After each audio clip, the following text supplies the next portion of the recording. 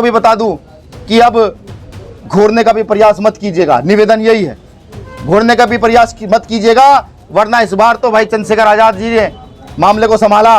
गोली लगने के बावजूद भी उन्होंने पूरे समाज से अपील की कि नहीं, कोई भी व्यक्ति शांति भंग नहीं करेगा। भाई चंद्रशेखर आजाद जी के पास ऐसा षड्यंत्र द्वारा होता है तो मुझे ये लगता है भाई हमारी पूरी टीम क्या, भाई चंद्रशेखर आजाद जी भी उनको संभाल नहीं पाएंगे। इसमें सबसे पहले तो अटेम्प्ट टू मर्डर लगना चाहिए, क्योंकि सीधी सी बात है कि उनके ऊपर जानलेवा हमला हुआ, गोली लगी है, गोली उनके शरीर को छूती हुई निकली है, हॉस्पिटलाइज हुए।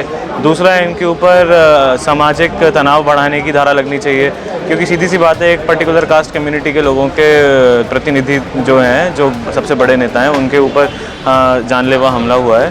तो ये सारी धाराएं उनके ऊपर लगनी चाहिए। यहाँ जब फिल्मी स्टारों को फ्री फंड सुरक्षा दी जा सकती है, यहाँ जब बाबाओं को सुरक्षा दी जा सकती है, तो यहाँ चंद्रशेखर आजाद को भी सुरक्षा दी जा सकती है। लोकसभा चुनाव सबसे बड़ा कारण है कि ये सब हो रहा है, ताकि हम लोगों के, हमारे समाज को ये डरा दिया जाए, धमका दिया जाए। जब हमारे समाज के सबसे बड़े आदमी को ही गोली लग सकती है, उनकी सुरक्षा के ऊपर सवाल उठ सकता है, तो आम आदमी और आम दलित आदमी कहाँ जाएगा? वो किससे पूछेगा? वो किससे अपनी सुरक्षा की गुहार लगाएगा? मैं यहाँ माननीय मुख्यमंत्री जी के इस्तीफे की भी मांग करता हूँ कि वो जल्द से जल्द इस्तीफा दें।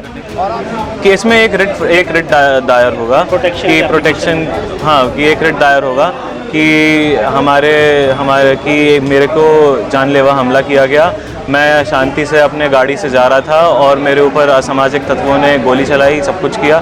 7 से 10 साल की सज़ा हो सकती है और आर्थिक जुर्माना भी लगेगा। इशारा होता है कि कहीं ना कहीं सत्ता का संरक्षण उन अपराधियों के साथ है। इतनी बड़ी घटना के बाद पुलिस कस्टडी नहीं मांगती तो सीधा सीधा इशारा होता है कि पुलिस रिमांड नहीं मांगती, तो सीधा सीधा इशारा होता है कि कहीं ना कहीं सत्ता का संरक्षण उन अपराधियों के साथ है।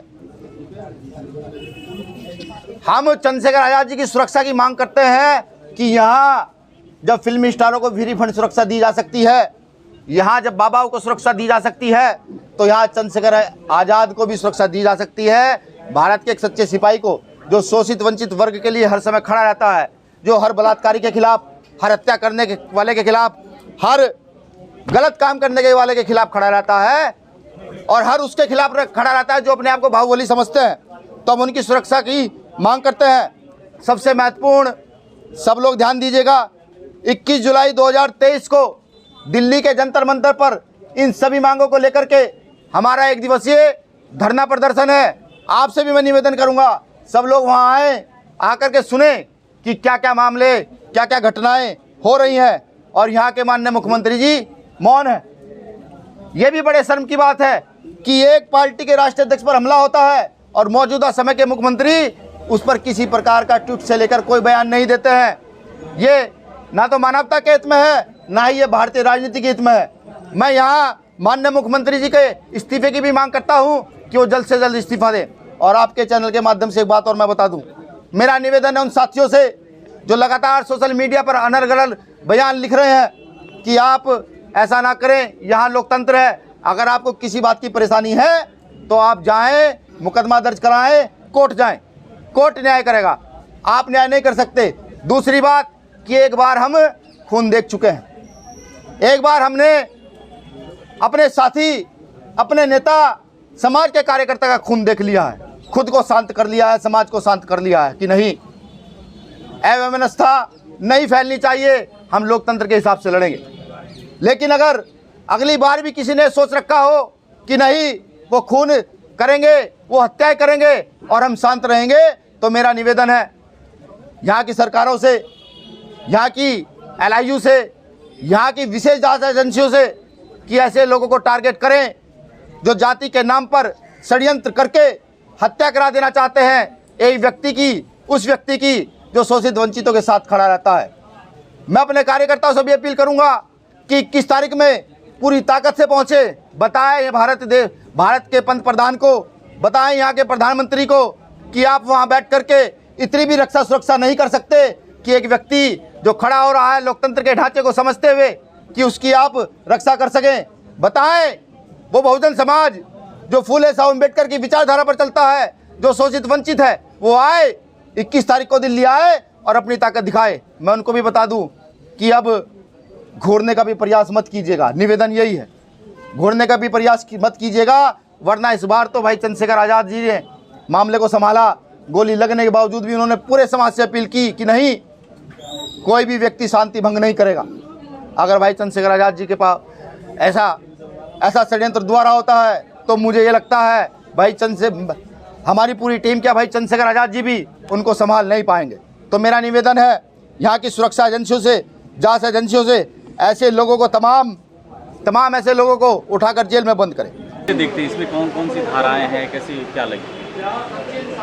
इसमें सबसे पहले तो अटेम्प्ट टू मर्डर लगना चाहिए, क्योंकि सीधी सी बात है कि उनके ऊपर जानलेवा हमला हुआ, गोली लगी है, गोली उनके शरीर को छूती हुई निकली है, हॉस्पिटलाइज हुए। दूसरा है इनके ऊपर सामाजिक तनाव बढ़ाने की धारा लगनी चाहिए, क्योंकि सीधी सी बात है एक पर्टिकुलर कास्ट कम्युनिटी के लोगों के प्रतिनिधि जो हैं, जो सबसे बड़े नेता हैं, उनके ऊपर जानलेवा हमला हुआ है। तो ये सारी धाराएं उनके ऊपर लगनी चाहिए। आप इसको कैसे देखते हैं? क्या सौहार्द बिगाड़ने की कोशिश की गई? इधर फिर से बोलिए। क्या सौहार्द बिगाड़ने की? बिल्कुल सौहार्द बिगाड़ने की कोशिश करी गई है।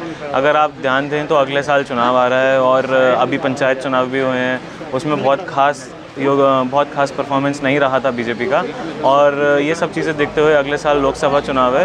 तो ये सीधी सी बात है, ये तो बिल्कुल कॉमन सेंस की बात है कि अब इन्हीं चीज़ों को देखते हुए असामाजिक तत्वों द्वारा ये सब चीज़ें फैलाई जा रही हैं। लोकसभा चुनाव के लिए हो रहा है ये सब कुछ क्या?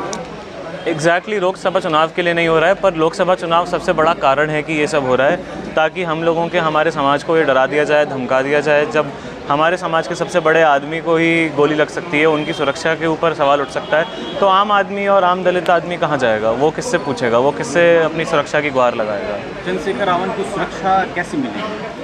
चंद्रशेखर रावण की सुरक्षा तो स्टेट की वो है, जिम्मेदारी है, state of UP, state of India की जिम्मेदारी है। फंडामेंटल राइट्स गारंटी होते हैं सबको। फंडामेंटल राइट्स में लिखा होता है that state is responsible for your livelihood, for your life, for everything, for your well being. तो अगर उनके ऊपर गोली चली है, सब कुछ हुआ है, तो बेसिकली सीधा मतलब ये है कि उनके फंडामेंटल राइट्स का, उनके मौलिक अधिकारों का उल्लंघन हुआ है। और अगर इसके ऊपर एकदम प्रोसीजरल तरीके से कार्रवाई करी जाए तो वो अपना क्या कहते हैं, फंडामेंटल राइट्स के उल्लंघन का केस भी फाइल कर सकते हैं। वायलेशन केस फाइल करने की? केस में एक रिट दायर होगा कि प्रोटेक्शन, हाँ, कि एक रिट दायर होगा कि हमारे कि मेरे को जानलेवा हमला किया गया, मैं शांति से अपने गाड़ी से जा रहा था और मेरे ऊपर असामाजिक तत्वों ने गोली चलाई, सब कुछ किया।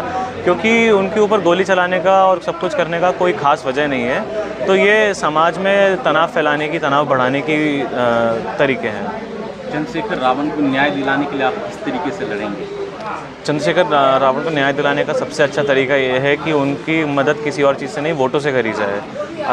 वोट से अगले साल जब इलेक्शन आए तो उनकी पार्टी को और उनके कैंडिडेट्स को भारी से भारी मतों से जिताया जाए, उनको सत्ता में लाया जाए, ताकि वो अपनी ही नहीं, हम सबकी सुरक्षा की जिम्मेदारी ले सकें। कानून लड़ाई आप कैसे चुनाव में लोग विधानसभा चुनाव 2022 लड़े थे, उसमें भी कुछ हासिल नहीं कर पाए? कोई बात नहीं, पहली बार है, पहली बार चुनाव लड़े हैं। ज़रूरी थोड़ी है कि पहली बार में कोई माउंट एवरेस्ट पे चढ़ जाए। 2-3 ट्राई लगते हैं, 2-3 बार जाना पड़ता है, सब कुछ करना पड़ता है। अभी राजस्थान, मध्य प्रदेश है, छत्तीसगढ़ है, इस साल के अंत में दिसंबर में चुनाव आ रहे हैं वहाँ पे, तो वहाँ से भी पता चलेगा क्या होगा क्या नहीं होगा।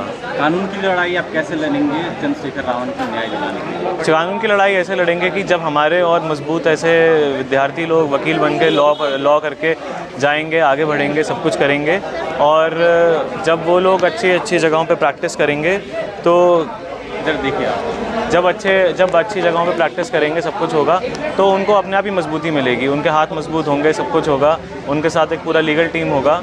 तो यही एक तरीका है कि हम अपने प्रतिनिधि को हेल्प कर सकते हैं। जो हमलावर है उन पे कितने साल की सज़ा हो सकती है? कौन कम से कम 10 साल की, 7 से 10 साल की सज़ा तो हो ही सकती है, अगर कार्रवाई एकदम निष्पक्ष तरीके से करी जाए। 10 साल की सज़ा हो सकती है? 7 से 10 साल की सज़ा हो सकती है, और आर्थिक जुर्माना भी लगेगा। आर्थिक जुर्माना कितना है? 10,000 से लेके, वो डिपेंड करता है, जज उसको सीवियरिटी कितना देखता है, मगर 10,000 से स्टार्टिंग होगी उसकी। 10,000।